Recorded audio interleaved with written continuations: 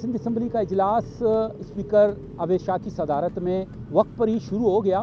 Sindh assembly में जो opposition leader हैं अली खुर्शीदी दीगर मुत्तहिदा कौमी उम्मत के अरकान के साथ उन्होंने मीडिया से बातचीत की। फैसल टाउन से ताल्लुक़ रखने वाला एक बच्चा था जो ढक्कन ना होने की वजह से एक मैनहोल में गिरकर जहां बाग हो गया था। किसी भी सूरत में सूबाई हुकूमत को और शहरी हुकूमत को ये तय करना पड़ेगा कि इसका ज़िम्मेदार कौन है। सिर्फ ढक्कन ना होने की वजह से गुज़श्ता साल 60 से ज़ायद बच्चे इन मैनहोलों के शिकार हुए हैं। जो गुज़श्ता दिनों इंटर बोर्ड का जो एक रिज़ल्ट आया था उसमें कराची के 70% तालिब इल्म फेल करार दे दिए गए थे। उनका ये दावा था कि ये जानबूझकर किया जा रहा है और शहर के तालिब इल्मों के साथ जो है ना इम्तियाजी सलूक किया जा रहा है। तो जो पार्लिमानी उमूर के जो वज़ीर हैं ज़िया लंजार वो खड़े हो गए। आज भी अगर मुत्तहिदा कौमी उम्मत ने ये पॉइंट उठाए हैं तो हमारी कोशिश भरपूर होगी। जी नाज़रीन, आज सिंध असम्बली इजलास में होने वाली कार्रवाई से मुताल्लिक़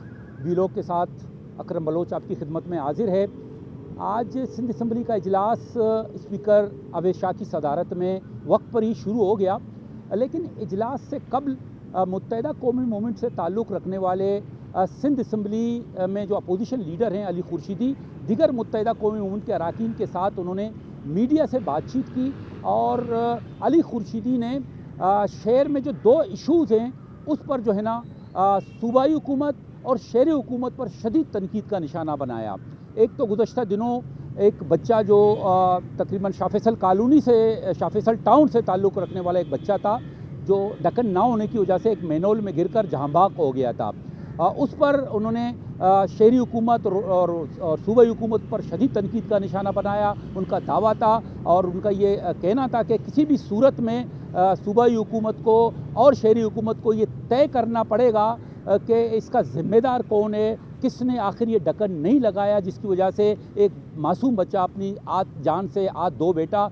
और उनका ये भी कहना था कि सिर्फ ढक्कन ना होने की वजह से गुज़श्ता साल 60 से ज़ायद बच्चे इन मैनहोलों के शिकार हुए हैं। दूसरा उनका जो इशू था, जो गुज़श्ता दिनों इंटर बोर्ड का जो एक रिज़ल्ट आया था उसमें कराची के 70% तालिब इल्म फेल करार दे दिए गए थे और उनका ये दावा था कि ये जानबूझकर किया जा रहा है और शहर के तालिब इल्मों के साथ जो है ना इम्तियाजी सलूक किया जा रहा है।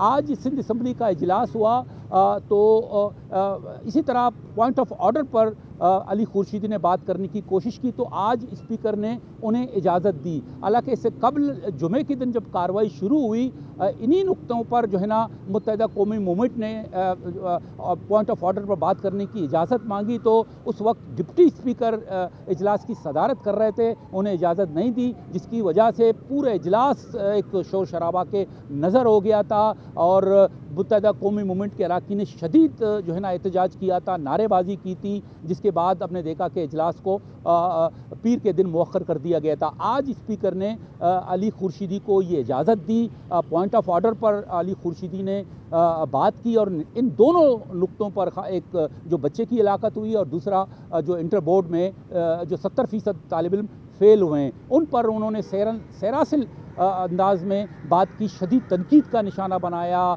गवर्नेंस के इशूज़ उठाए इन बातों में। उसके बाद हमने देखा कि जो पार्लिमानी उमूर के जो वज़ीर हैं ज़िया लंजार वो खड़े हो गए और उन्हें अली खुर्शीदी के जो सवालात उठाए गए थे उन पर उन्होंने मतलब एक शाइस्तगी में उनको जो है ना मुतमईन करने की कोशिश की, बात करने की कोशिश की। और उनका ये कहना था कि अगर जुमे के दिन उससे कबल मुत्तहिदा कौमी मूवमेंट वाले हमसे मुलाकात करते और ये इशू हमारे सामने ले आते तो यकीनन इन मसलों के हल के लिए हम मुश्तरका तौर पर किसी नतीजे पर पहुँचते और इक़दाम उठाते। लेकिन आज भी अगर मुत्तहिदा कौमी मूवमेंट ने ये पॉइंट उठाए हैं तो हमारी कोशिश भरपूर होगी।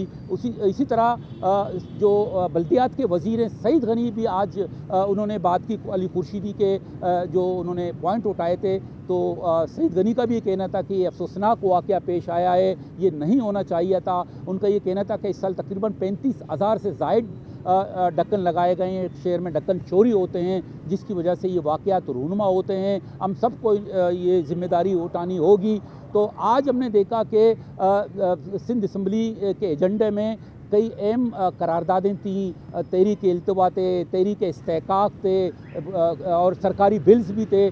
लेकिन हमने देखा कि पाकिस्तान पीपल्स पार्टी से ताल्लुक़ रखने वालों ने स्पीकर से ये सदा की कि आज का एजेंडा मौखर किया जाए ताकि जो कल 5 जनवरी था जुल्फ़िकार अली भुट्टो की यौम वलादत थी, आज हम उन्हें खिराज अक़ीदत पेश कर सकें। स्पीकर ने पाकिस्तान पीपल्स पार्टी से ताल्लुक़ रखने वाले अरकान की इस्तदा मंजूर करते हुए और उनकी करारदाद को मंजूर किया, जिसके बाद हमने देखा पाकिस्तान पीपल्स पार्टी से ताल्लुक़ रखने वाले अरकान ने जुल्फ़िकार अली भुट्टो की खिदमात पर उन्हें ज़बरदस्त अंदाज से खिराज अक़ीदत पेश किया।